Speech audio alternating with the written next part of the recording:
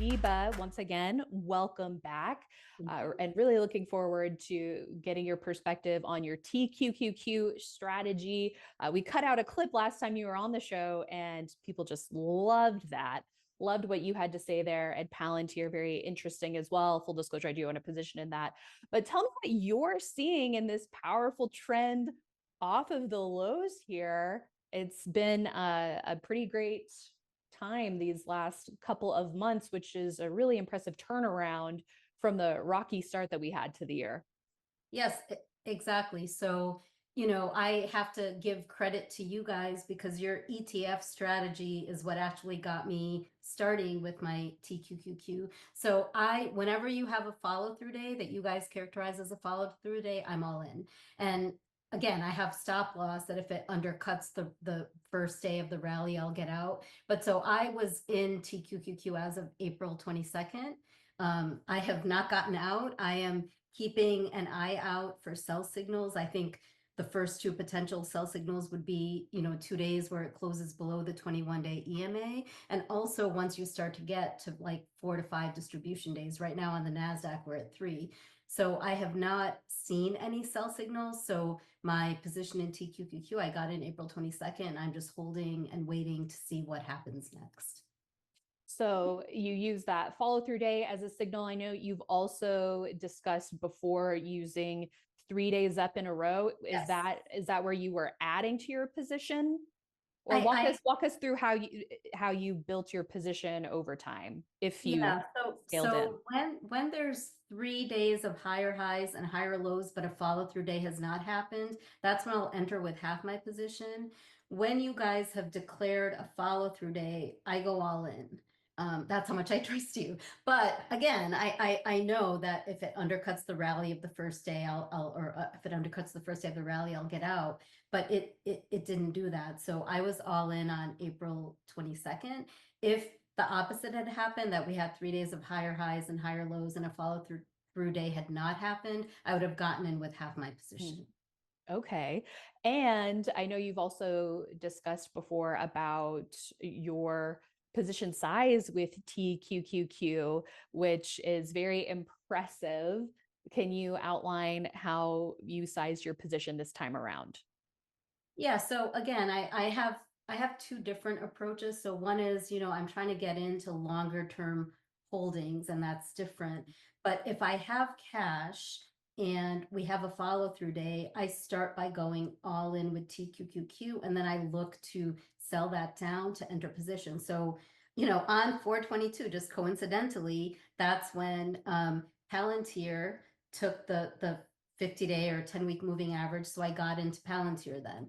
So when I get in with a very big position in TQQQ, my intention is not to hold it. My intention is look for the stocks with strong fundamentals, strong technicals that I can move in with and hold them for a longer period of time. So that's always my goal. If I can't find that, so, again, right now I feel it's not that a lot of things are acting right in the market, but when I look at my fundamental and technical requirements, there's not a lot of stocks that I'm finding that I would want to move into. So I'm going to stick with TQQQ and sell that down as I need to. But so it's basically like I use that as a place to hold funds, and then I figure out how to get out of that to move into something that I would want to hold for 12 to 18 months if it acts right. That makes sense. And that's something Webby has talked about before as a source of funds, using ETFs for that. And then if you see those powerful leading stocks setting up that meet your criteria, doing exactly what you're doing, Vibha. So as a recap, sell signal for you would be, in addition to perhaps, moving allocations elsewhere to leading stocks, if they're signaling entries, you would look for 2 closes below the 21 EMA. Now, are you using, remind us, QQQ for the technicals, or are you looking at TQQQ for those signals on the chart? I use QQQQ. I mean, sometimes because I'm so familiar with the numbers on TQQQ, that's what will trigger me to check, but I make decisions based on QQQ. Okay. So, and then you also mentioned distribution cluster as well. Any other sell signals that you would be keeping an eye out for, or would you add at all? It sounds like you're pretty maxed out on what you want your position to be, so you're not in a position to be adding on a pullback or something like that. I I don't add. For at least for me, for what works for me, for TQQQ, I get in very close to when the market turns, and then I don't add. Then I'm actually looking to get out, whether it's because of sell signals or because there's other things I want to deploy my funds into. So Right. right now I would not be adding, as you said, when I'm maxed out, but even my strategy in general is you try to get in when the market turns, and then the intention is to find either other things to put into, or you get out when you see sell signals. So I do have many sell signals. I don't have many buy signals. I have many sell signals, which I've shared with you guys, but the two immediate ones based on how strong the market has been right now is really the 21 EMA and distribution days. It's not really hitting any of the other things, like we're not at an all-time high, whatever. But so those are the two that I'm really focusing on right now. Okay. All right. Well, we are getting close to prior highs, so we'll have to Yeah, see that would be another one. That would be the how it third acts. one. That So, would be the third one.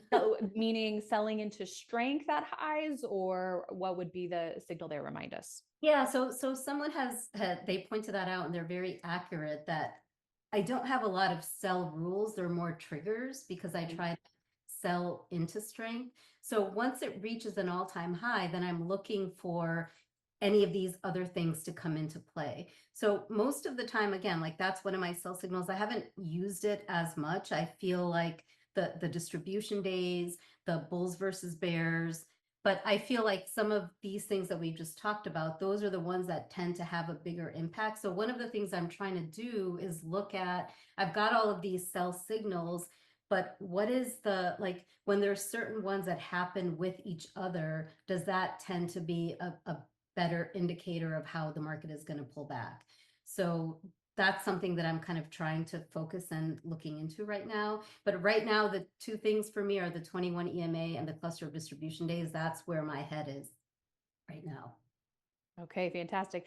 And I think also, in addition to showing how you've handled the current market here, let's also take a look at a prior move that you took advantage of with TQQQ. In full disclosure, I own TQQQ as well. I actually started out on the follow through day with QLD. And then when we got above the 21-day line, I switched to TQQQ and was adding on the way up.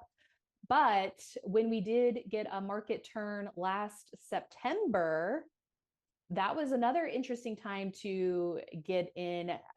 Walk us through how you handled this time frame from that September to December period, and what your sell signals were. I got completely out on that Fed day in December. Normally, I would maybe be a little bit more incremental, but it was just an expectation breaker for me. But would love to know how you handled this prior period. So yeah, so I did get in, I believe it was September 11th, the Mhm. 3 days of higher highs and higher lows. And it also, you can see that it was very close and again, I was looking at TQQQ then also, but it was very close to, like, taking the moving averages. I held on to it until I believe it was December 16th, which was 2 days before the Fed thing. And I think I shared this with Justin. I got out on December 16th because my daughter's birthday was December 22nd. We had all this family stuff going on, and I wasn't be Look able at to you. watch. I wasn't going to be able to watch the market. So it was pure luck, in all honesty. There was no technical reason to get out on that day. But usually at the end of the year, I'm more, I tend to like take my gains more quickly because I usually try to balance everything at the end of the year. So I was like, okay, I'm not going to be able to pay attention. So pure luck, no talent here. But I got out on December 16th, and then cringe-worthy full disclosure thing. I was on the podcast with Justin, and I was like, this was in February, and I'm like, oh yeah, I missed the follow through day, but now, like, I'm gonna get in because I missed the follow through day and I should get in. And then I got in at like $78, and then I got shaken out when it fell below the 200-day moving average. And so that was like a stupid thing that I did. So that's why now I'm like sticking to the true follow through days, because I don't trust my own judgment sometimes when it comes to here. But so I got out, it was the end of February, early March, and then I didn't get back until April 22nd. So very boring. I just kind of sat there. Well, I wouldn't sell yourself short. I think that you really have locked down your rules for TQQQ and have had some fabulous trades. And I think, being an active trader, part of the game is you're gonna have some trades that don't work out, right? Mm-hmm. So yeah, as long as we're managing risk and analyzing charts, which you are doing, then that's part of the game here. So thanks for outlining that strategy. Just to tie a bow on things, um, this is something that you have been doing for a while, and just remind the audience of why go with a leveraged index ETF versus some individual stocks. You clearly have individual stocks as well. You've been in Nvidia for a very long time, for a very impressive percentage gain and dollar gain. But talk to us just about how you can really take advantage of market timing strategies to add that outperformance to your portfolio without single stock risk. And I think that's really where it started. I think you guys did an article. I feel like it must have been sometime during 2015 where you guys talked about the leverage ETFs. And I was looking at my portfolio. And at that time, again, it's looking at the technicals and fundamentals. But at that time, my portfolio was loaded with Meta, Microsoft, Apple, all of these companies that were actually part of the Qs. And I thought, like, generally when I'm trying to identify a stock to buy, I would like it.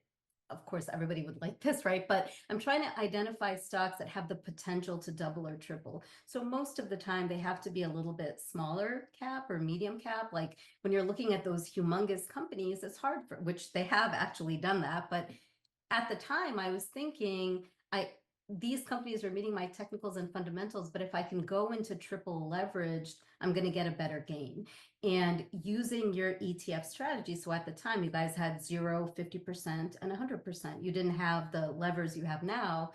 But so at those times, I was thinking, okay, I'm going to take a percentage of my portfolio and I'm going to put it into this triple leverage ETF. And I'm still going to look for individual stocks. That's not my goal to just be fully into the ETFs. But if I can take advantage of the market timing, and honestly, as my portfolio has grown larger and I'm traveling and I'm doing these other things, it's much easier for me to monitor a triple leverage or even just the ETF than it is to do individual stocks. And also, even when you have these big, you can have potentially big drawdowns. Obviously, you've seen that in the Qs or TQQQ, but it gives you signals along the way. Sometimes with an individual stock, it can go down 40% in one day because somebody is short selling it or some bad news comes out. For me, even with the triple leverage, I found that it was giving me a couple of indications of when to get out, which was a little bit easier for me to stomach when it came to drawdown.